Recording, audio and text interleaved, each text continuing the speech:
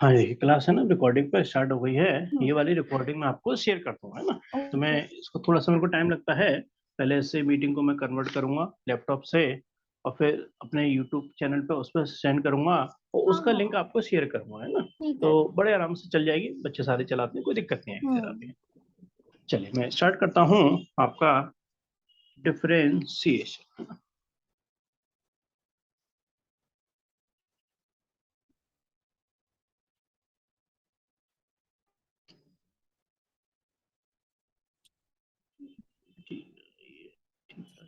Differentiation, देखिए differentiation का मतलब होता है यहाँ पर, जो मेन मतलब है वो है रेट ऑफ चेंज, है ना। यहाँ पर डिफरेंशियल का मतलब जो है वो होता है रेट ऑफ चेंज।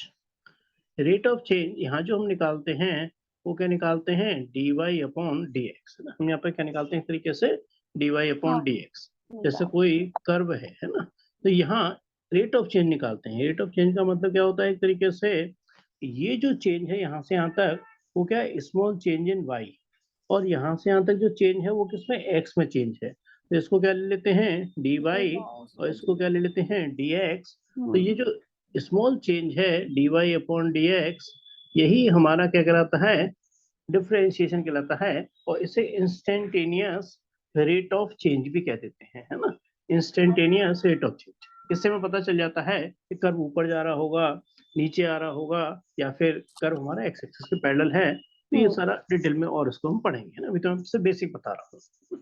इसमें जो सबसे पहला फॉर्मूला जो पढ़ाया जाता है, d upon D x of x की पावर एन। मैं डिफरेंशिएशन की बात कर रहा हूँ, इंटीग्रल के फॉर्मूले अलग होते हैं, डिफरेंशियल के फॉर्मूले अलग होते हैं। और ये तो जानते हो, इंटीग्रल या एंटी डेरिवेटिव एक ही बात होती है। हाँ सर। इसी का उल्टा ही हमारा इंटीग्रल होता है ना। तो अगर इंटीग्रल सपोज करो किसी को सीखना है, तो उसको डिफरेंशिएशन आना बहुत जरूरी है। अब बात आ रही है d upon D x of x की पावर एन। हमें बताएंगे ना कि इसका डिफरेंशिएशन क्या होगा। वो n x to the power N minus one. Very good, n x की पावर एन माइनस वन। अच्छा, अगर वैसे क्या यहाँ इंटीग्रल की बात नहीं करूंगा अभी ज्यादा मैं, मगर सपोज करो पहला फॉर्मूला जो इंटीग्रेशन में है ना, वो भी यही होता है, एक्स की पावर एन का, है ना। तो इंटीग्रल क्या होता है एक्स की पावर एन का, वो एक मिनट, उसमें होता है, आई थिंक एक्स स्क्वायर हो जाता है। हाँ मगर हाँ, स्क्वायर नहीं होगा, क्योंकि एन है तो क्या हो जाएगा, एक्स की power n plus plus one one upon, upon में एन हाँ प्लस वन, और राइट, वहां सी भी लगा देते प्लस हैं, है सी। ना। इसके भी हिंट बताते हैं कि इंटीग्रल में सी क्यों लगाते हैं, क्योंकि डिफरेंशियल में कांस्टेंट जीरो हो जाता है, उस कांस्टेंट को रिप्रेजेंट करने के लिए हम उसमें सी भी लगा देते हैं, ना। ये याद आ रहा होगा मेरी बात। ठीक है सर। चलिए, अब दूसरा जो फॉर्मूला इसमें होता है डी अपॉन डी एक्स, और ये होता है हमारे पास साइन एक्स। हाँ जी, साइन एक्स का डेरिवेटिव क्या होता है, सर साइन एक्स का कॉस एक्स। बिल्कुल सही, है ना। साइन एक्स का डेरिवेटिव cos x होता है। सपोज करो इंटीग्रल में आते हैं, साइन एक्स का जो इंटीग्रल है वो माइनस cos x हो जाता है ना। फिर यहाँ पर आता है d upon D x of cos x, हाँ जी, cos x का डिफरेंशियल, माइनस साइन एक्स। बिल्कुल ठीक, चलो याद है ये सब तुम्हें, है ना। cos x का डिफरेंशियल हो गया माइनस साइन एक्स। कुछ फॉर्मूले लिख रहा हूँ, बाकी फॉर्मूले और शेयर कर दूंगा आपको, ठीक है। मगर रिकॉर्डिंग भी सुन लोगे ना तो याद हो जाएंगे सब, है ना। वैसे याद है क्या अभी तक तो, d upon D x of tan x, हाँ जी, टेन एक्स का डिफरेंशियल, सेक स्क्वायर एक्स। बिल्कुल सही, टेन एक्स का डिफरेंशियल होता है sec square x, d upon D x of यहाँ पर कॉट एक्स का डिफरेंशियल इसमें माइनस टेन एक्स नहीं। माइनस कोसेक स्क्वायर एक्स, अच्छा, इसका डिफरेंशियल होता है माइनस कोसेक स्क्वायर एक्स।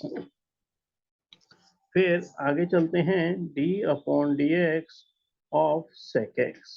जो सेक एक्स का डिफरेंशियल होता है वो होता है हमारा sec x into tan x, शायद याद आ रहा होगा, है ना। D upon D x of, अगर मैं यहाँ पर कोसेक एक्स की बात करूँ तो बता सकते हो कि कोसेक एक्स का डिफरेंशियल क्या होता है, फिर एक मिनट, इसमें माइनस कॉसेक एक्स और हम्म कॉट एक्स। हाँ, बिल्कुल सही, है ना, minus cosec x into cot cot x, ये एक्स, डिफरेंशियल हाँ हो गया ना। ठीक है। देखिए, अगर कोई कहे कि भाई हमें इन फॉर्मूले का सपोज करो प्रूव करना है ना, तो मैंने कहा क्या कि डिफरेंशियल होता है small change in y upon small change in x, है ना।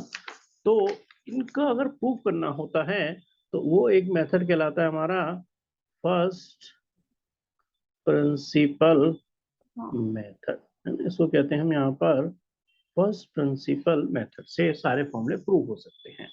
फर्स्ट प्रिंसिपल ऑफ मेथड का यहाँ फॉर्मूला होता है limit s tends to 0 f x plus h minus का कितना है एफ एक्स अपॉन में कितना है एच, है ना। देखा जाए, अरे देखो ये भी यही चीज है। यहाँ पर सपोज करो एफ एक्स है, ये थोड़ा सा बढ़ करके क्या हो गया एफ एक्स प्लस एच हो गया। अब तुम गौर से देखना कि ये जो गैप है ना, ये वाला गैप, ये क्या हो जाएगा F x plus h minus f x कर देंगे, तो ये वाला गैप क्या हो जाएगा F x plus h minus f x. थोड़ा समझ पा रहे इस बात को नहीं?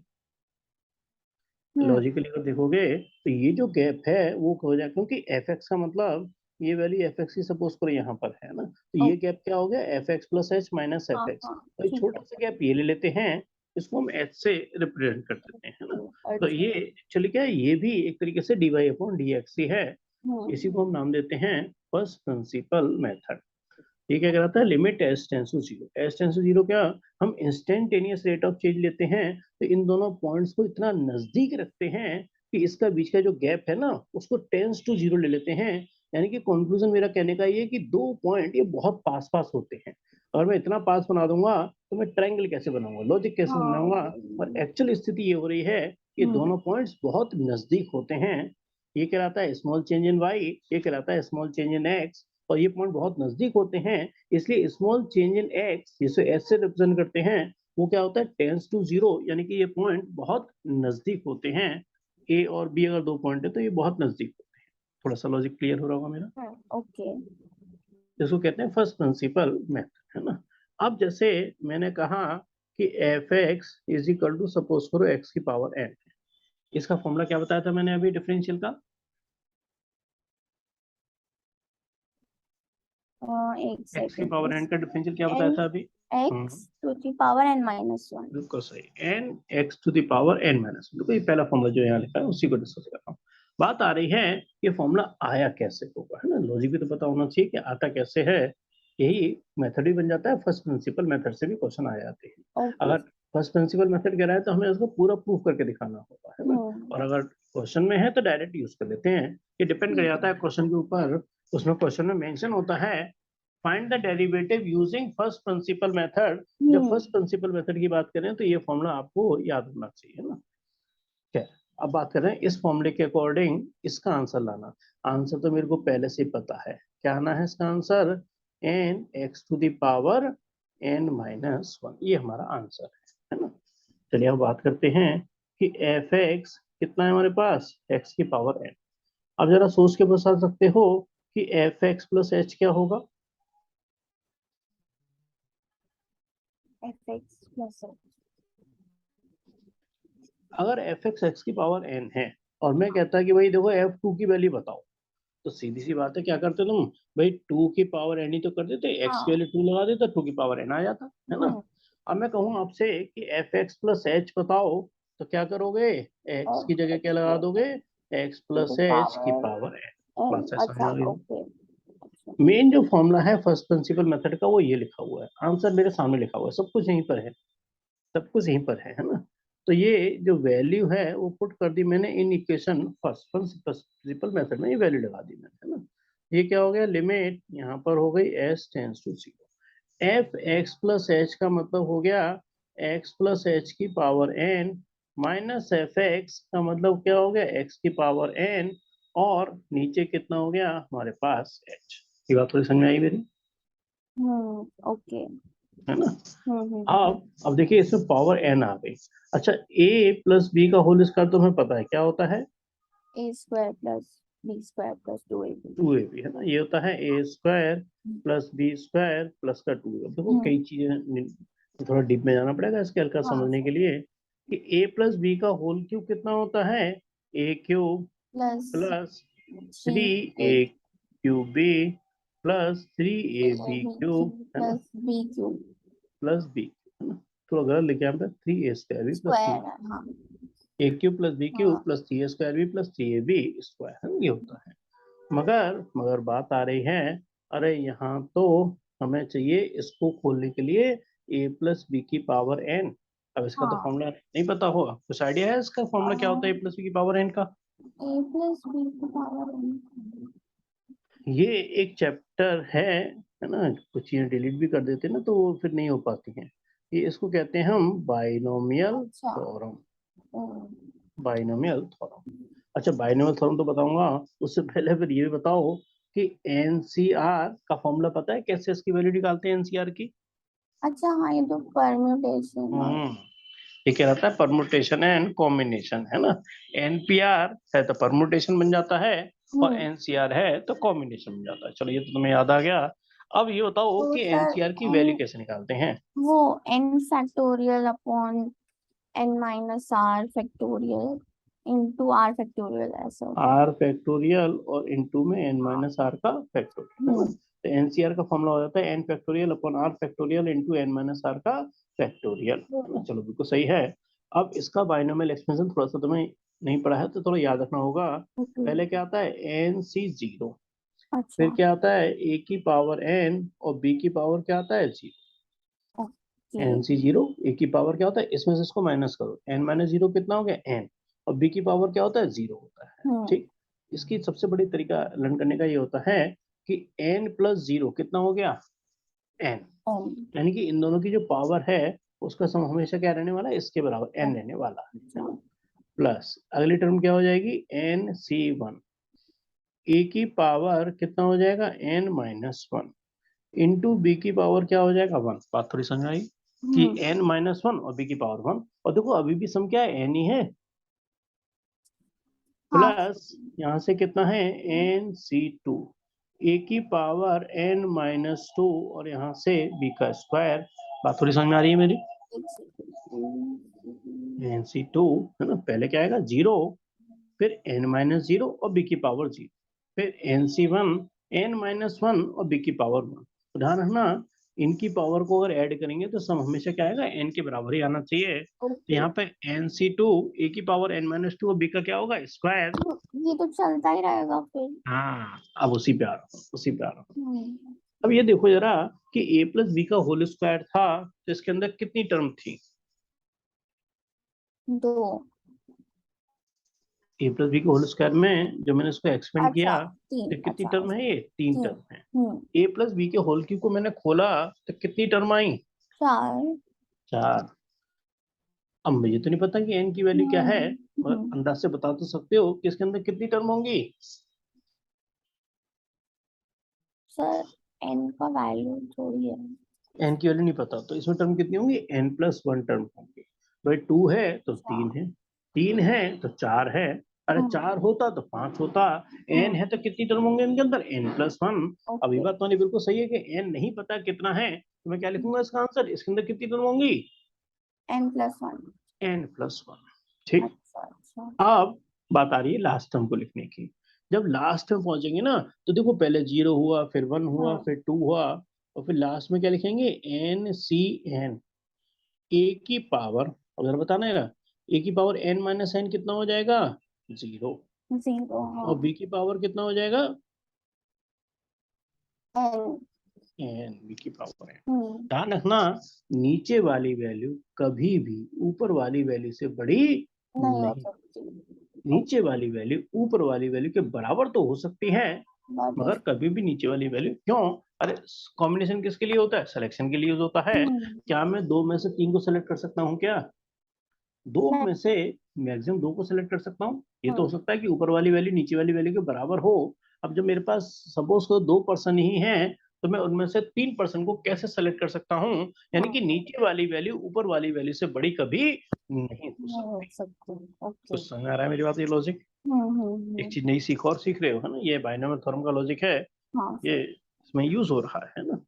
खैर, अब मैं थोड़ा सा क्वेश्चन पे जाऊँ, क्योंकि मेरे को ये सब मालूम है क्यों समझाना पड़ा। अब मैं इस x प्लस एच की पावर एन को खोलने वाला हूँ।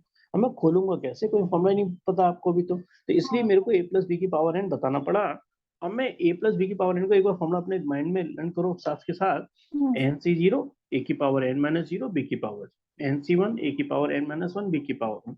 लास्ट में क्या होगा? एन सी एन, ए की पावर जीरो, बी की पावर एन। थोड़ा सा याद हो गया होगा, है ना। ओके। अब मैं इस फॉर्मूले का इस्तेमाल करने वाला हूँ इस वाले में, और फिर मैं इसका आंसर प्रूफ करता है ना। Okay sir. चलिए, यहाँ पर आ गया मेरे पास x प्लस एच की पावर, इसको मेरे को खोलना है किसके द्वारा, बाइनोमियल एक्सपेंशन के द्वारा, है ना। इसको कहते हैं बाइनोमियल एक्सपेंशन। तो यहाँ क्या लिखूंगा, एन सी जीरो। चलो बाकी तुम बताओ जरा। एन सी जीरो, एक्स की पावर, अच्छा x की पावर n, बिल्कुल ठीक, वेरी गुड। फिर h की पावर x, एच की power zero, zero. Okay. N minus zero, और बी की पावर जो यहाँ पर है ना वो ऊपर बी की पावर बन जाता है, ठीक ठीक। है। Plus N C one, 1 X की power N minus one, n-1, हाँ। और और एच की पावर वन, h की पावर 1। प्लस एक भी जीरो n सी के पूरी, एन सी टू, 2, एक्स की पावर x की एन पावर माइनस टू, 2 और h की पावर 2। Very good. चलो एक और बोलो फिर जरा। फिर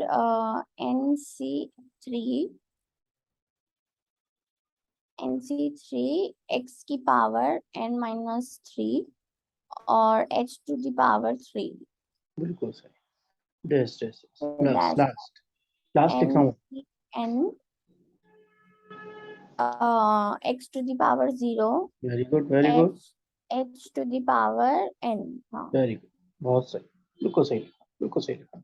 अच्छा ये बताओ, सपोज करो, टर्म तो मेरे को पता नहीं ना, क्योंकि एन है, अब पता नहीं एन की वैल्यू कितनी है।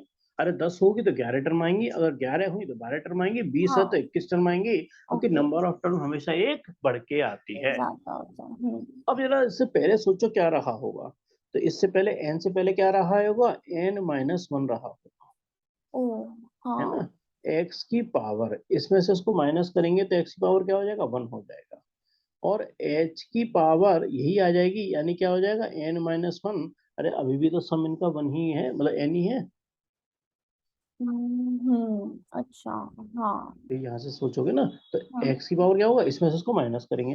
अरे मैं इसमें से इसको माइनस करूंगा तो n minus n plus one हो जाएगा, एन से एन खत्म हो गया, एक्स की पावर वन आ गया, और एच की पावर यही है जो यू एच की पावर बन जाती है। थोड़ा और क्लियर हुआ मेरी बात ये, ओके। ठीक। हम्म अच्छा अब जरा थोड़ा सा सॉल्व करते हैं। एन सी जीरो, अगर मैं एन सी जीरो को सॉल्व करूंगा तो एन फैक्टोरियल जीरो का फैक्टोरियल, और यहाँ से एन माइनस जीरो का फैक्टोरियल। एन माइनस जीरो तो एन ही होता है, एन फैक्टोरियल से एन फैक्टोरियल खत्म हो गया, जीरो के फैक्टोरियल की वैल्यू क्या होती है, वन, तो इसका आंसर वन क्या आ गया, वन। वन। बात क्लियर है। हम्म अब मैं सॉल्व कर रहा हूँ एन सी वन को, तो इसका आंसर क्या हो जाएगा, एन का फैक्टोरियल, वन का फैक्टोरियल, और यहाँ से कितना हो जाएगा, एन माइनस वन का फैक्टोरियल। ये बात क्लियर है। यस सर, ठीक है। अब जरा सोच के बताना। अरे वन फैक्टोरियल सॉल्व करूंगा ना, तो वन इंटू जीरो का फैक्टोरियल हो जाएगा, और जीरो के फैक्टोरियल की वैल्यू वन होती है, तो वन फैक्टोरियल का आंसर भी क्या आने वाला है, वन ही होने वन। वाला है, ठीक। अच्छा जरा थोड़ा दिमाग लगाना थोड़ा सा, ऊपर एन फैक्टोरियल है और नीचे क्या है, एन माइनस वन का फैक्टोरियल, हम्म इसका आंसर कैसे निकालेंगे। अच्छा चलो एक जनरल डिस्कशन लेते हैं।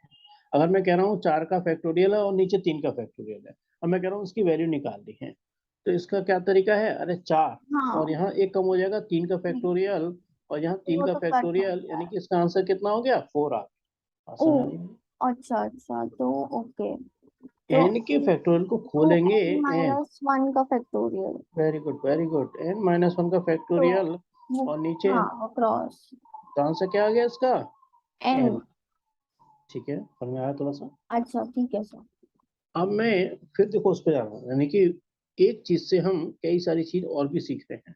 परमुटेशन कॉम्बिनेशन का लॉजिक भी एक तरीके फॉर्मूले वाइज डिवाइस हो गया, हम्म बाइनोमियल थ्योरम भी हमने अब सीख ली। अब तुम ये नहीं कह सकते, अगर तुमसे कोई कहेगी ए प्लस बी की पावर फाइव बताओ, तब तक क्या कहते हैं आप, अरे मुझे नहीं पता ए प्लस की पावर फाइव क्या होता है। और हाँ अब नहीं कहोगे, अब क्या कहोगे, हाँ मुझे पता है। क्या ओके। पता है, बाइनोमियल थ्योरम पता है ना। तो ए प्लस बी की पावर फाइव क्या हो जाएगा, फाइव सी जीरो ए की पावर फाइव वही। माइनस जीरो फाइव, ए की पावर जीरो, फिर एस हम्म, एन मतलब फाइव सी वन, मतलब यानी कि अब हमारे पास एक फॉर्मूला है। टाइम लगता है बल्कि उसको निकालने में, बट ये नहीं कह सकते कि हमारे पास फॉर्मूला नहीं है हाँ ना, बात क्लियर है। Okay sir. अब मैं देखिए अब थोड़ा सॉल्व करें, और तो मैं दोनों चीज दिखा रहा हूँ स्क्रीन पे। एन से जीरो का आंसर क्या होता है, वन, यहाँ से कितना हो गया, एक्स की पावर एन। अच्छा बताओ किसी की पावर जीरो क्या होती है, एक मिनट। NC 0 और NC 0 का आंसर क्या हो गया 1 हो गया है ना। हाँ x की पावर मैंने यहाँ लिख दिया। अब मैं आपसे पूछ रहा हूँ कि h की पावर 0 या किसी की पावर 0 का आंसर क्या होगा। 1 हाँ तो x की पावर n ही आ गया इसका आंसर। हम्म NC1 का आंसर क्या आएगा n आएगा और यहाँ से बनेगा x की power n-1 into H plus बाकी सबको ऐसे लिख रहा हूँ मैं अच्छा NC2 x की पावर क्या हो जाएगा n-2 यहाँ से h स्क्वायर प्लस कितना हो जाएगा NC3 x की पावर n-3 यहाँ से h का क्यूब लास्ट में NCn है। अब NCn की वैल्यू कैसे निकलेगी n का फैक्टोरियल और नीचे n का फैक्टोरियल n माइनस n यानी कि 0 का फैक्टोरियल। अरे 0 का फैक्टोरियल 1 होता है इसका अंत कट के भी आंसर 1 हो गया किसी की पावर 0 1 हो गया और यहाँ से भी बन गया ये h की पावर n। तो थोड़ा समझ में आया कि x प्लस h की पावर n जो है कैसे बनना है ये सब। हाँ सर ओके अब मेरा टारगेट था क्या ये सब मेरे को क्यों बताना पड़ा क्योंकि मेरे को इसमें x प्लस एच की पावर n की वैल्यू लगानी थी जो मैंने थोड़ा सा यहाँ पूरा बाइनोमियल समझा के ये वैल्यू मैंने निकाल दी है और ये वैल्यू मैं पुट कर रहा हूँ इन इक्वेशन 2 उसको मैंने सेकंड इक्वेशन डाला है और सेकंड इक्वेशन यानी कि इस वाली इक्वेशन में ये वैल्यू में उठा करके लगाने वाला हूँ। ओके ठीक चलो लगाते हैं।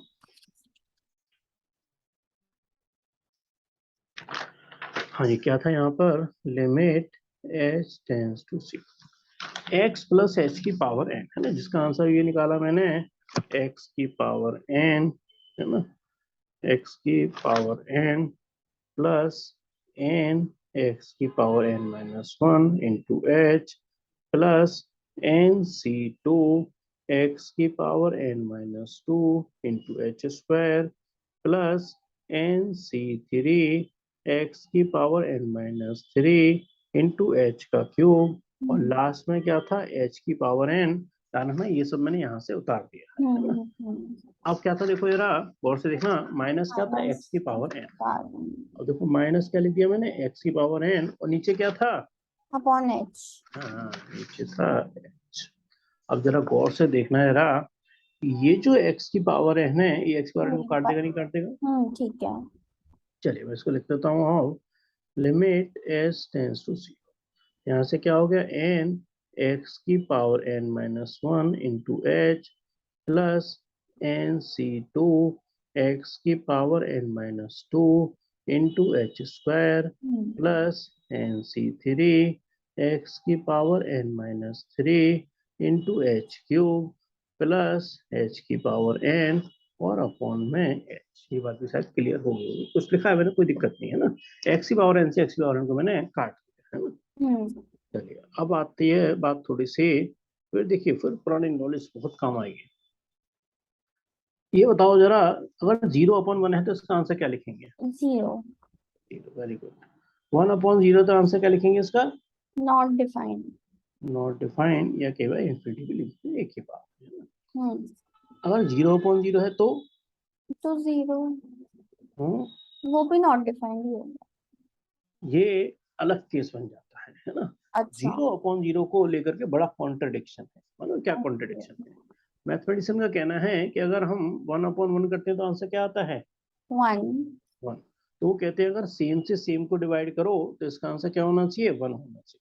बट कुछ है ही नहीं तो क्या ही हाँ डिवाइड कोई कह रहा हूँ सेम को सेम से डिवाइड करें तो कुछ का मानना है 1 होना चाहिए मतलब समझ लो मैथमेटिक्स का जो कंक्लूजन है भाई वो कह रहे हैं जब हम 2 को 2 से डिवाइड करते हैं तो 1 लिखते हैं तो हम जब सेम को सेम से डिवाइड कर रहे हैं तो इसका आंसर 1 क्यों नहीं लिखा गया। अच्छा समझना कि उनका सोचना क्या है। ओके और दूसरा मैथमेटिशियन दूसरा बंदा है मान के चलो दूसरा कोई पर्सन है वो कह रहे हैं अरे जब हम 0 को किसी से चीज से डिवाइड करते हैं तो इसका आंसर 0 लिखते हैं हम 0 से किसी को भी डिवाइड करें आंसर हमेशा 0 बनता है तो इसका आंसर 0 क्यों नहीं लिखा गया दूसरे स्टूडेंट मान के चलो ये कह दिया साइंटिस्ट की छोड़ो स्टूडेंट की बात मान लेते हैं है ना कोई भी एग्जाम्पल लेकर।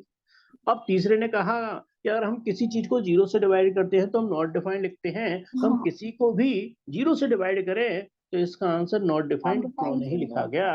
वो कह रहे हैं कि इसमें 3 आंसर 3 मतलब सब उसको 3 का ग्रुप है और तीनों की राय अलग अलग हो गई। हाँ समझ क्या हुआ इसमें 3 लोग थे 3 लोग एक किसी चीज को डिसाइड करने के वाले हैं मान के चलो 3 लोगों की कमेटी है वो किसी चीज को डिसाइड करना चाहती है कि भाई ये सही है मगर वो तीनों ही क्या है तीनों ही आपस में किसी चीज को लेके एग्री नहीं है, तो क्या कोई डिसीजन होगा?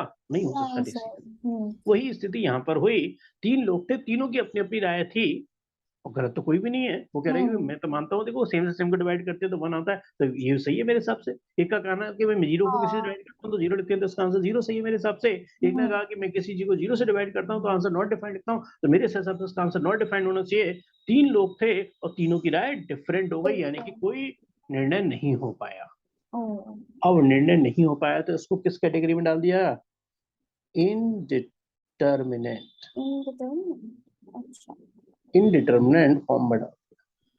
इनडिटरमिनेट फॉर्म वो होती है जिसका आंसर आज तक भी डिफाइंड नहीं है, इनडिटरमिनेट फॉर्म कहते हैं, ओके यानी जिसका आंसर आज भी डिफाइंड नहीं है। पहले बात समझ आ रही मेरी? Okay okay. अब यहाँ देखना जरा, मैं एच के लिए जीरो लगाऊंगा तो ये क्या हो जाएगा? जीरो। और जीरो से किसी मल्टीप्लाई करेंगे जीरो। यहाँ पर भी क्या लगाऊंगा? जीरो। तो जीरो से किसी को मल्टीप्लाई करेंगे जीरो। अरे यहाँ भी हो जाएगा जीरो, यहाँ भी हो जाएगा जीरो, तो ऊपर भी क्या बन गया? जीरो, और नीचे भी क्या बन गया? जीरो। यानी कि ये किस फॉर्मेट में चला गया? इनडिटरमिनेट फॉर्म में चला गया। मैं इसका आंसर नहीं निकाल सकता। अच्छा अच्छा। ठीक, बात समझ आ रही मेरी? ठीक है सर। मगर आंसर तो पता है इसका। इसका आंसर क्या है? इसका आंसर क्या था? n+1। एन एक्स की पावर एन माइनस वन। अच्छा हाँ। इसी का तो मैं कर रहा हूँ ये सब। हाँ हाँ इतनी हाँ। मेहनत, इतनी वही। मेहनत इसको समझाने के लिए कर रहा हूँ कि ये फॉर्मूला आया, ये आंसर आया कैसे होगा, है ना? समझ आया तो ना मेरी फिर बात? चलो अब जरा गौर से देखो, यहाँ एच है, यहाँ एच स्क्वायर है, यहाँ एच क्यूब है, तो एच की पावर बढ़ रही है कम हो रही है? एच की पावर क्या हो रही है? लगातार बढ़ रही बढ़ है। रही है। एच से एच स्क्वायर हुआ, एच स्क्वायर से एच क्यूब हुआ, और लास्ट में एच की पावर एन हो गया, यानी कि एच की पावर और भी ज्यादा बढ़ गई। बात समझ आ रही है मेरी? ठीक है सर। अगर मैंने कहा कि भाई मैं इसमें से एच कॉमन लेना चाहता हूँ, तो एच कॉमन लेना चाहता हूँ तो क्या बनेगा? अगर हम एन। सिंप्लीफाई करें तो और देखो आंसर आ गया। अब ये बताओ कि हाँ। एच है, एच स्क्वायर है, एच क्यूब और एच की पावर बढ़ती जा रही है, तो क्या मैं इसमें से एच कॉमन ले सकता हूँ या नहीं ले सकता? पहले इसमें बताओ, कोई कॉन्ट्रडिक्शन तो नहीं तुम्हें? नहीं ठीक है ये तो। तो क्या बचा? एन एक्स की पावर एन माइनस वन, बस आंसर आने वाला है। Plus N C two x की पावर कितना हो गया? N minus two, into h square का क्या बच गया? एच बच गया। तो जगह नीचे लिख देता हूँ, एन सी थ्री एक्स की पावर क्या हो गया? N minus three, h cube का क्या हो गया? एच स्क्वायर हो गया, प्लस डैश डैश डैश, और एच की पावर एन। अब जरा सोचो, एच की पावर एन में से एच कॉमन लिया होगा तो एच की पावर एन माइनस वन ही तो बचेगा, और अपॉन में कितना हो गया? एच। यहाँ एच की पावर हमने एक और कम कर दी। ये वाला लाइन समझ नहीं आई मेरी? अच्छा ठीक है सर। ओके। और क्या ये इस वाले एस को कॉमन आने पे काट सकता हूँ कि नहीं? कट कर सकता हूँ। काट सकते हैं, है ना? हाँ। अब नीचे से जीरो गायब हो गया। अरे जब नीचे एच है ही नहीं तो एच की वैल्यू जीरो लगाऊंगा, लगाऊंगा कहाँ जब एच गायब ही कर दिया मैंने? ऐसे गायब हो एच को गया। हटाई, देखो एच की वैल्यू जीरो लगानी थी, हाँ सर। मगर जब मैंने एच नीचे से हटाई दिया तो अब नीचे जीरो नहीं आने वाला, यानी कि अब ये इनडिटरमिनेट फॉर्म तो गायब हो गई। बात समझ में? इनडिटरमिनेट फॉर्म को यहाँ से मैंने हटा दिया, है ना? उसमें फिर सारे जीरो हो जाएंगे, फिर वही बचेगा सर। NH। बस बस यही बताने वाला था। ये हम्म। वाली टर्म क्या हो जाएगी? एच होने की वजह से जीरो। जीरो। ये वाली टर्म क्या हो जाएगी? जीरो। ये वाली टर्म क्या हो जाएगी? जीरो। सब कुछ जीरो हो जाएगा, मगर ये जीरो नहीं होगा। क्यों नहीं होगा? क्योंकि इसमें एच है ही नहीं।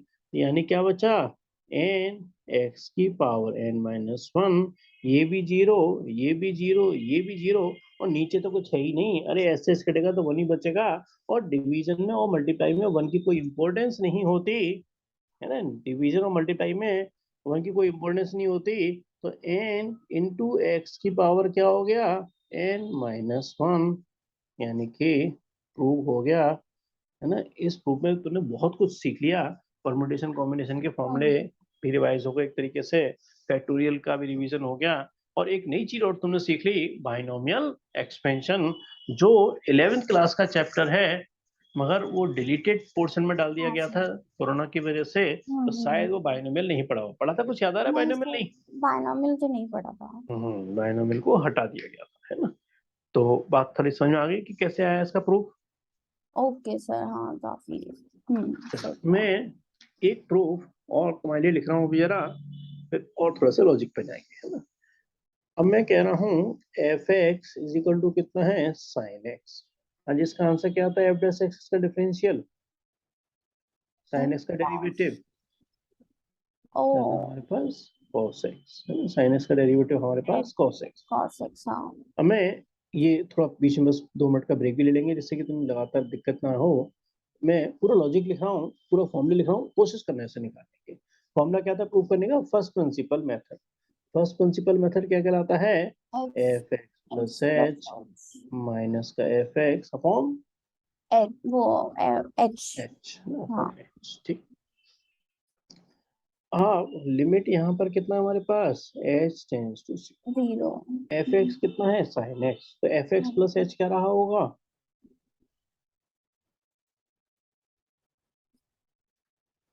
अगर एफ एक्स साइन एक्स है तो एफ एक्स प्लस एच क्या रहा होगा। अच्छा,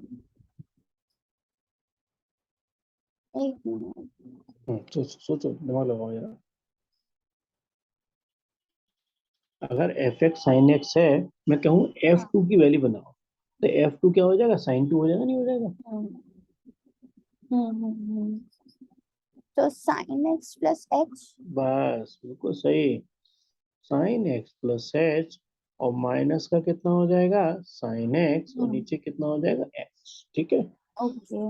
अगर तुमने जल्दीबाजी में ऐसा किया कि एच की वैल्यू जीरो लगा दी, अब सोचना एच की वैल्यू जीरो लगा दी तो क्या हो जाएगा जीरो, ऊपर हाँ, कितना हो जाएगा sine x minus sine x कितना हो जाएगा जीरो, और 0 नीचे भी क्या हो जाएगा जीरो। 0 अरे जीरो अपॉन जीरो कौन सी फॉर्मेट कहलाती है, indeterminate। इनडिटरमिनेट फॉर्म कहलाती है। इनडिटरमिनेट फॉर्म ये है कि इसका आंसर आज तक भी डिफाइंड नहीं है, यानी कि मैथमेटिशियन इसकी वैल्यू को लेकर के एग्री नहीं है आज भी, ओके। ठीक। यानी कि इसमें तो आंसर नहीं लिखा जा सकता है, इनडिटरमिनेट फॉर्म में तो आंसर हम नहीं लिखने वाले हैं, है ना। कभी भी जीरो अपॉन जीरो आ जाए तो आंसर नहीं लिखने वाला, इसका कुछ करने वाले हैं। क्या करने वाले हैं, कुछ हल्का सा ट्रिग्नोमेट्री कुछ याद आ रही है। इसमें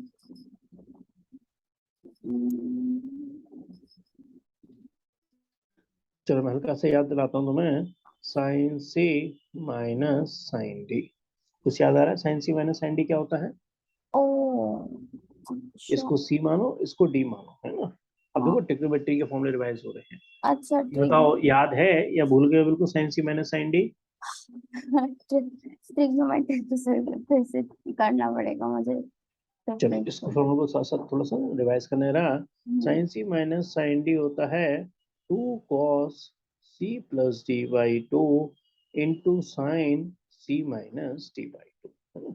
sign C minus sine D का फॉर्मूला होता है 2 cos c plus d/2 into sine C minus d/2। यानी कि अब हम इसको आगे बढ़ाएंगे, लिमिट s टेंड्स टू 0, इसको c मानो, इसको d मानो, है ना। तो कितना हो गया 2 cos c प्लस d/2, यानी कितना हो गया x प्लस एच प्लस का x/2 sign c minus d/2, तो x plus h minus x/2, और नीचे कितना हो गया h। हाँ पहले होता है इसमें आपको दिक्कत नहीं, 2 cos c plus d/2 sine c minus d/2 किया मैंने, है ना। इसको c मानो, इसको d मानो।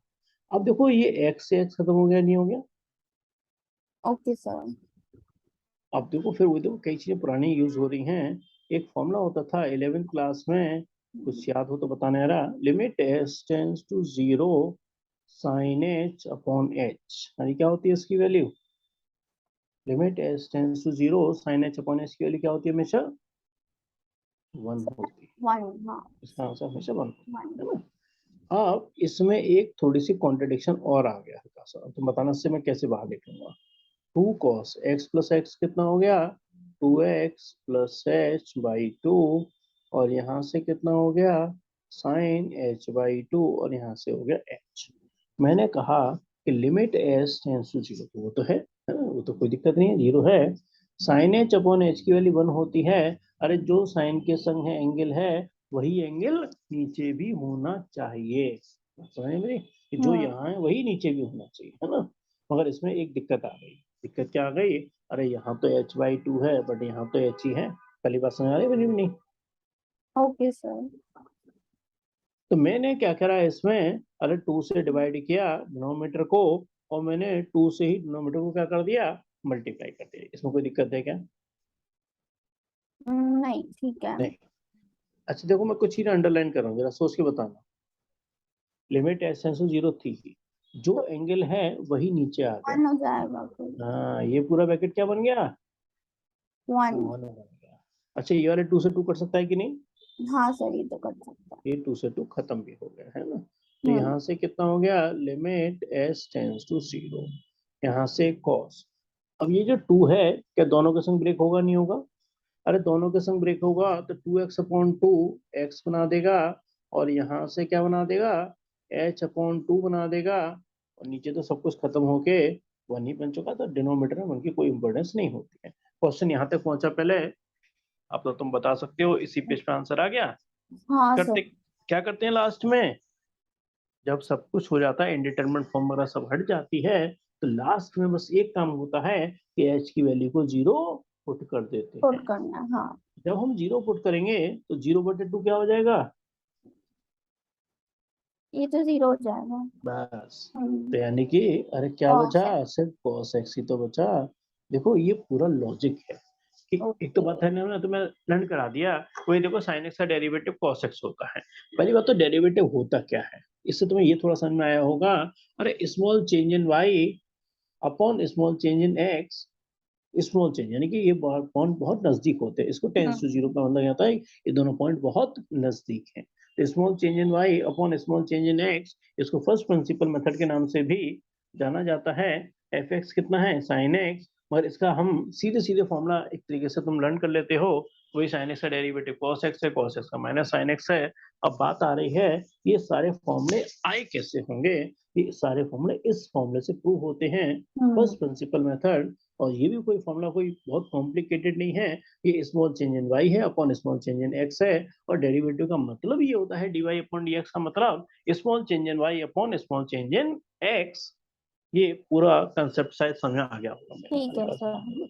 तो आंसर क्या आ गया इसका? sin x का डेरिवेटिव cos x। मैंने आज तुम्हें 2 फॉर्मूले प्रूव करके दिखाए। एक तो x की पावर n का फॉर्मूला बताया प्रूव करके कैसे आता है, nx की पावर n-1। हाँ। एक मैंने दिखाया sin x का प्रूव करके इसका डेरिवेटिव cos x कैसे आता है। ये बेसिक कंसेप्ट्स तुम्हारे बहुत कहीं भी पढ़ोगे, मतलब जो है बड़े काम आएंगे कि होता कैसे है ना। क्या क्लियर है मेरी बात? ये ठीक है सर। अब मैं कुछ ऐसी एट रैंडम क्वेश्चन पूछ रहा हूँ, जरा आंसर दे। एक्स क्यूब का डिफरेंशियल बताओ। एक्स क्यूब का डिफरेंशियल, 1 मिनट, 3x²। हाँ। बिल्कुल सही, बिल्कुल सही है ना। ये कितना हो गया? 3x²। हम्म। अब जरा थोड़ा सोच के आंसर देना। मैंने क्वेश्चन को लिख दिया x इंटू साइन एक्स। क्या लिख दिया इसको? x into sine x. अब इसका डेरिवेटिव क्या होगा? ये तो क्वेश्चन भी था। ये क्वेश्चन भी था, ये तो समय याद आ गया। ये हाँ। क्वेश्चन भी था, मगर क्वेश्चन को करते समय बेसिक प्रॉपर्टीज बहुत अच्छे से पता होनी चाहिए। अब इसमें कौन सी बेसिक प्रॉपर्टी लगेगी? अगर किसी स्टूडेंट को नहीं पता, वो मालूम है क्या करेगा? मल्टीप्लिकेशन। एक्स का 1 करेगा और साइन एक्स का कॉस एक्स कर हाँ। देगा। नहीं, तो वैसे तो नहीं होगा, पर मल्टीप्लिकेशन हम्म इसमें। सही जा रहे, सही जा रहे लाइन पे, सही ट्रैक पे हो, सही ट्रैक पे हो। बताओ कि क्या हो गया यहाँ पर? क्या हो गया? 2 चीजों का मल्टीप्लाई हो गया, और ये आपस में मल्टीप्लाई भी नहीं हो सकते, क्योंकि ये एलजेब्रिक फंक्शन है, ये ट्रिग्नोमेट्रिक फंक्शन है। अरे अच्छा, मैं हाँ। एलजेब्रा को ट्रिग्नोमेट्री से मल्टीप्लाई कैसे कर सकता हूँ? तो उसका फॉर्मूला नहीं, वो इंटीग्रल में होता था कि उसमें डिफरेंशियल में? वो बताओ, दोनों में ही होते हैं। आइलेट हाँ वाला। हाँ, आइलेट वाला तो इंटीग्रल में होता है, वो बहुत अच्छा। लेंथी फॉर्मूला होता है। क्या ओके। होता है इंटीग्रल में? First integral of second hmm. Minus whole integration differential of first into integration of second. और उसमें कहते हैं फर्स्ट और सेकंड की भी बहुत बड़ी इंपॉर्टेंस होती और है इसमें कि वो था, किसको फर्स्ट मानना है, किसको सेकंड प्रोडक्ट मानना है। रूल। हाँ। हाँ, वो आईलेट से डिसाइड होता था। अच्छा चलो, तुमने बात ही कर दी, तो आईलेट की फुल फॉर्म क्या है? मतलब आई का मतलब क्या होता है? इनवर्स हाँ, लॉग बिल्कुल ठीक। Trigonometry and exponential. Very good, very good, बिल्कुल सही याद है ना। हम अगर तुमने आंसर बता दिया है, बीच बीच में करते करते तुमने आंसर ही बता दिया, क्या लगने वाला हूँ यहाँ पर? Product rule. प्रोडक्ट टूल, और ये प्रोडक्ट टूल किसका है? डिफरेंशियल का। अच्छा डिफरेंशियल का जो प्रोडक्ट टूल है वो बहुत आसान होता है। क्या होता है? First differential of second second plus plus second into और डिफरेंट डिफरेंशियल ऑफ फर्स्ट, है ना? इसको कहते हैं product tool. First differential of second plus second differential of first. First. किसी को फर्स्ट मानो, किसी को सेकंड मानो, अपनी चॉइस है। यहाँ दिक्कत नहीं है, यहाँ लॉजिक में दिक्कत नहीं आएगी जरा। ओके इसको फर्स्ट मान लिया और इसको मैंने सेकंड मान लिया, है ना? तो क्या करूंगा? फर्स्ट डिफरेंशियल ऑफ कितना हो गया? सेकंड प्लस सेकंड और डिफरेंशियल ऑफ कितना हो गया? फर्स्ट। ये बात क्लियर है? First differential of second plus second differential of first. First. अब मैं क्वेश्चन को यहाँ के बता रहा हूँ और मैं नहीं कर रहा, आप करो, बताओ बताओ आंसर बताओ। तो x, first x into cos x बिल्कुल ठीक, प्लस प्लस, साइन एक्स बिल्कुल ठीक, इनटू एक्स स्क्वायर। वन। नहीं सॉरी, ओके अच्छा हाँ ठीक है, वो तो इंटीग्रल में होता था हाँ। इंटीग्रल में एक्स स्क्वायर बाई टू होता है ना? तो क्या हो गया? एक्स का differential with respect to x one ही बन जाता है। अरे क्यों बन जाता है? एक्स की पावर वन है, वन बाहर आ गया और वन माइनस वन कितना हो गया? जीरो। अरे किसी की पावर जीरो वन होती है, तो वन इंटू वन, यानी कि इसने आंसर को वन ही बना दिया। यानी कि इसका आंसर कितना हो गया हमारे पास? एक्स कोस एक्स और प्लस का साइन एक्स, या sine x plus x cos x कह दो। ये बिल्कुल सही आंसर है, प्लस में आगे पीछे करने से कोई फर्क नहीं नहीं पड़ता है। पता, ओके क्लियर है मेरी बात ये? ठीक है सर। चलिए मैं एक क्वेश्चन लिख रहा हूँ, है ना? जब तक पानी भी आता हूँ 2 मिनट का तुम्हारे लिए थोड़ी ब्रेक, चाहे भले ही ना करो कोई बात नहीं, देखना मतलब 2 मिनट का बीच में ना लगातार स्क्रीन पे देखते देखते आंखों पे भी प्रेशर पड़ता है, तो 2 मिनट का ब्रेक भी ले लेना।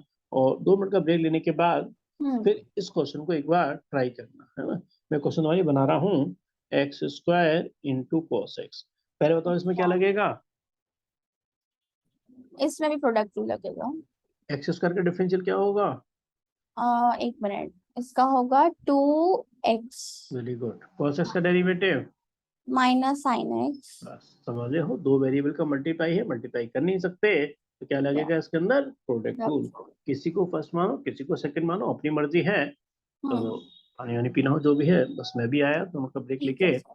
फिर इसको हाँ आगे कंटिन्यू ओके। करेंगे।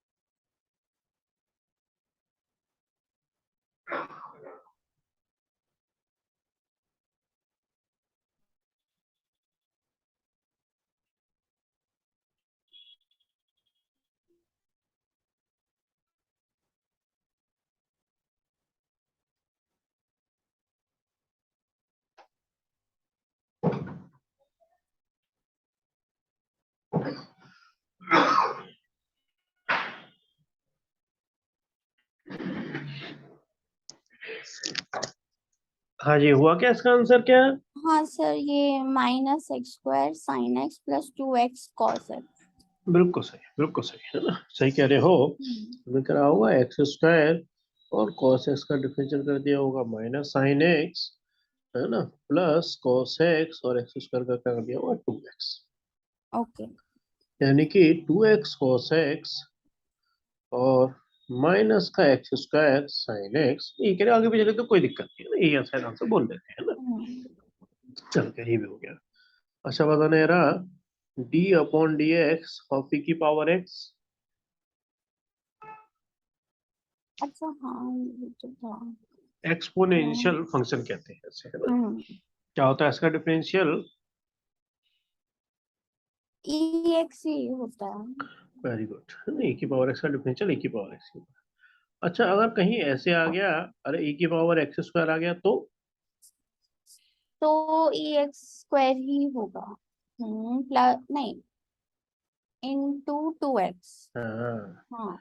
e का तो हो गया, बट x² का 2x हुआ, होता तो यहाँ पर भी है, मगर x का differential with respect to s 1 हो जाता है, तो इसलिए मल्टीप्लाई में 1 होने की वजह से कोई फर्क नहीं। हम्म अगला देखते हैं, d/dx ऑफ log x।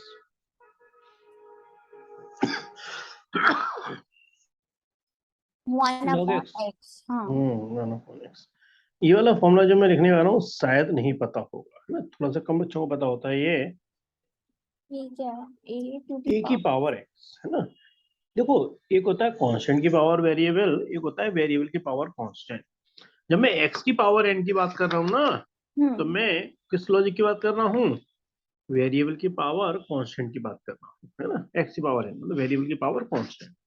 जब मैं a की पावर x की बात कर रहा हूँ, तो ये फॉर्मूला अलग हो गया, ये कांस्टेंट की पावर वेरिएबल हो गया। बताइए इसका डेरिवेटिव क्या होगा?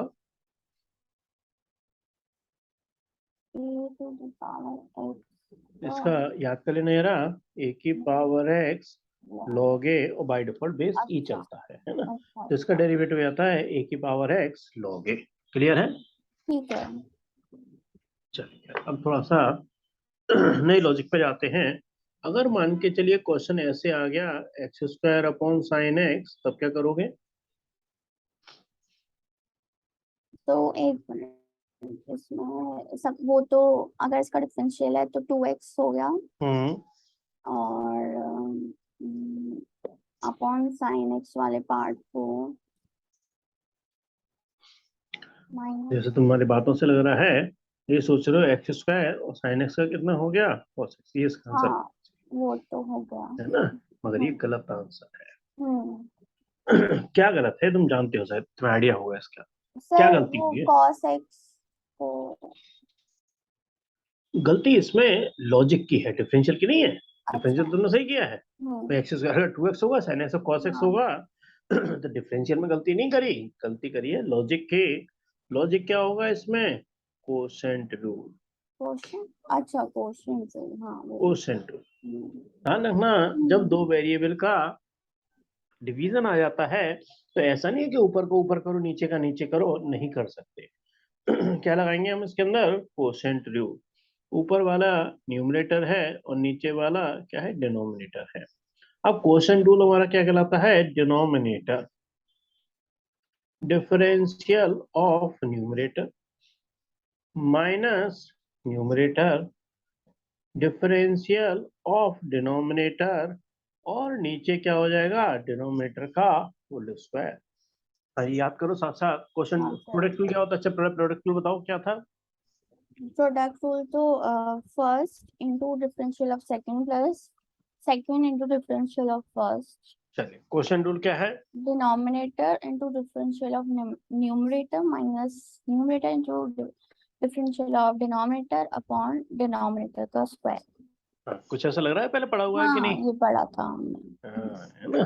तो जब भी दो वेरिएबल का डिवीजन आता है, तो क्या करते हैं? Quotient rule. अब क्वेश्चन। क्या होता है ना, जैसे जनरली होता है, अब तो मैं सपोज करो जो भी हम पढ़ाएंगे तो वो क्या करेंगे, डायरेक्ट क्वोशंट रूल लगा देंगे। अब वो तो मैं समझाएंगे नहीं, क्योंकि वो मान के चलते हैं कि स्टूडेंट को क्वेश्चन रूल तो आता ही होगा, है ना? तो इसलिए अच्छा हाँ। है कि वहां पर जाने से पहले हमारा एक बार रिवीजन हो जाएगा। तुम क्या भी रहते हैं ना, भोपाल साइड जाओगे जो भी है हम्म ना? चलो क्या, मैं जैसे 11th की बुक है ना उसको भी ले आऊंगा, सेंटर पर रखी हुई है, आज जाऊंगा तो ले आऊंगा सेंटर वगैरह से, तो उसके कुछ थोड़ा और क्वेश्चन भी डिस्कस करेंगे, कुछ और लॉजिक भी है। तो आज तो मैंने तुम्हें लगभग लगभग काफी हद तक 11th का बेस बना दिया है पूरा, हाँ है ना। सर। मैंने फर्स्ट प्रिंसिपल ही बता दिया, मैंने प्रोडक्ट रूल बता दिया, मैंने क्वेश्चन रूल बता दिया, मैंने फर्स्ट प्रिंसिपल से प्रूव करना भी बता दिया। तो काफी चीजें तो मैंने आज बता दी हैं। बाकी कुछ और क्वेश्चंस उसके स्पेशल केसेस भी होते हैं, वो सब जो है और डिस्कस करेंगे फर्स्ट 11 की बुक से। तो तुम्हारा 11 के हिसाब से तो डिफरेंशियल काफी हद तक बहुत जल्दी हो जाएगा। क्या बात आती है डिनोमिनेटर। तो डिनोमिनेटर कितना हो गया, sine x. Differential of numerator यानी कितना हो गया, एक्स स्क्वायर माइनस का न्यूमरेटर एक्स स्क्वायर और D upon D x. Denominator यानी कितना हो गया, साइन एक्स। नीचे डिनोमिनेटर का होल स्क्वायर यानी क्या हो गया, साइन एक्स का होल स्क्वायर। अब आगे बढ़ेंगे, यहाँ पर कितना है, साइन एक्स। एक्स स्क्वायर का डेरिवेटिव कितना हो गया, 2x माइनस एक्स स्क्वायर, और साइन एक्स का डेरिवेटिव कितना हो गया, cos x, क्योंकि फॉर्मूला तो वही है ना। मगर वो लॉजिकली गलत था, इसलिए मैंने इसको काट दिया। डेरिवेटिव तो क्लियर है, एक्स स्क्वायर का 2x होगा, साइन एक्स का cos x होगा। और नीचे क्या बना देंगे इसको हम, साइन एक्स का होल स्क्वायर। तो थोड़ा सा कॉमन कॉमन लेके लिख सकते हो। और यहाँ से x कॉमन आ गया, तो ब्रैकेट में क्या बचेगा यहाँ पर हमारा, 2 साइन एक्स माइनस का x cos x, और नीचे साइन स्क्वायर x या साइन x का होल स्क्वायर, जानते हो ना एक ही चीज होती है। हाँ हाँ सर। ये भी हम काफी इस चीज को डिस्कस करते हैं। मैं कह रहा हूँ साइन x का होल स्क्वायर है या फिर साइन स्क्वायर x है, एक ही बात एक है। ही बात है। और कहीं आपने सपोज करो ऐसे लिख दिया x का स्क्वायर, तो ये गलत हो गया, ये एंगल का स्क्वायर है। साइन स्क्वायर एक्स लिखूं या साइन एक्स का होल स्क्वायर लिखूं, एक ही बात होती है। आंसर ये बिल्कुल हमारे पास मैच भी कर गया है। क्लियर है, थोड़ी सी बात समझ में आ रही है मेरी। ठीक है सर। तो ये तो मैंने तुम्हें थोड़ा बेसिक बताया। आज की क्लास को लेकर के रिकॉर्डिंग भी है, तो यहाँ पर रिकॉर्डिंग भी शेयर करेंगे। तुम प्रैक्टिस तो कर ली रहना, ज्यादा बेटर है। नहीं तो उस रिकॉर्डिंग को मैं भेजूंगा थोड़ा कन्वर्ट करने का, अभी तो खैर क्लास के लिए निकलना है मेरे को, क्लास तक मैं भेजूंगा। ठीक है। तो उस रिकॉर्डिंग को एक दो बार सुन भी लोगे ना, तो भी तुम्हें सब कुछ, क्योंकि मैंने आज अपने हिसाब से बहुत आराम से और थोड़ा सा मतलब पेशेंसली और डीपली थोड़ा लेके गया हूँ तुम्हें कुछ चीजों में, बाइनोमियल थ्योरम में भी ले गया है ना। तो शायद समझ में आ गया होगा मेरी बात, है ना, कोई दिक्कत तो नहीं कहीं पर भी। हाँ सर। ओके। चलो ये तो बात हुई तो हमारी थोड़ी अच्छी क्लास की। हाँ बात आती है नेक्स्ट, अगर सोचते हैं तो आज तुम्हारा कौन सा हो गया था, ट्यूसडे है ना। आप बताओ, क्योंकि कुछ दिन जो है ना थोड़ा सा जरा घर पे भी ना हेल्थ इश्यू चल रहे हैं थोड़े से, मतलब इस चीज को लेके, तो थोड़ा सा हॉस्पिटल वगैरह। तुम्हारी तबीयत ठीक है, बीच में तुम्हारा भी कुछ मम्मी बताती थी हाँ हॉस्पिटल, हाँ सब वो ठीक है ना। होता है। ठीक है चलो। और ये बस भगवान किसी को अस्पताल के चक्कर में लगाए, मैं खुद बहुत ज्यादा मतलब ये है ना हाँ सर। परेशान हो जाता है बंदा, बस पूछो मत। जरा सा कुछ बताया नहीं, ये इंजेक्शन लगा दो, जरा सा दिक्कत है मेरा ये लगा दो, अरे अनुभव हद हो। चलता ही रहता है। वही क्या देखो ही कर दिया, बस क्या हाँ। करें। मिसेस को थोड़ा वो किडनी में थोड़ा दिक्कत है, ओ। तो मतलब परेशान कर रखा है बस पूरी तरह से हम्म। अस्पताल के चक्कर ही लगाते रहो जी इससे। हाँ सर। हाँ जी खैर चलो, खैर है ना, ये भी जिंदगी का एक पार्ट है, जो भी निकलेंगे इससे भी बाहर। तो हाँ जी, अब बात आ रही थी कि थर्सडे को देखिए अगर। थर्सडे करता हूँ ना, फ्राइडे को तो शायद डायलिसिस वगैरह होती है, तो शायद जाना हाँ। पड़े मेरे को, है ना। ओहो अच्छा। तो मैं थर्सडे की तुम्हारी 12वीं कर देता हूँ, ठीक है सर। है ना। तो मैं लिख रहा हूँ थर्सडे यानी कि परसों 12 PM आ गया, है ना। तो ऑनलाइन ही लिख रहा हूँ मैं तुम्हारी। हाँ तो सर। मैंने तुम्हारी लिखी है थर्सडे ऑनलाइन 12 PM, है ना। जैसे आज तुमने बिल्कुल टाइम से ज्वाइन कर लिया था, हाँ तो सर। वैसे ही हम स्टार्ट कर देंगे, और मैं इसकी रिकॉर्डिंग शेयर कर दूंगा। और थोड़ा सा इसी को ही और थोड़ा सा क्वेश्चन के बारे में हम डिस्कस करेंगे, है ना। ठीक है। चलिए, कोई दिक्कत तो नहीं, पूछना तो नहीं, कुछ भी डिस्कस कर सकते हो, कोई भी दिक्कत है ना। नहीं नहीं सर अभी तो ठीक है। चलिए फिर मैं क्लास को एंड करता हूँ, ओके ओके जी। Sir. Okay sir thank you. बिल्कुल।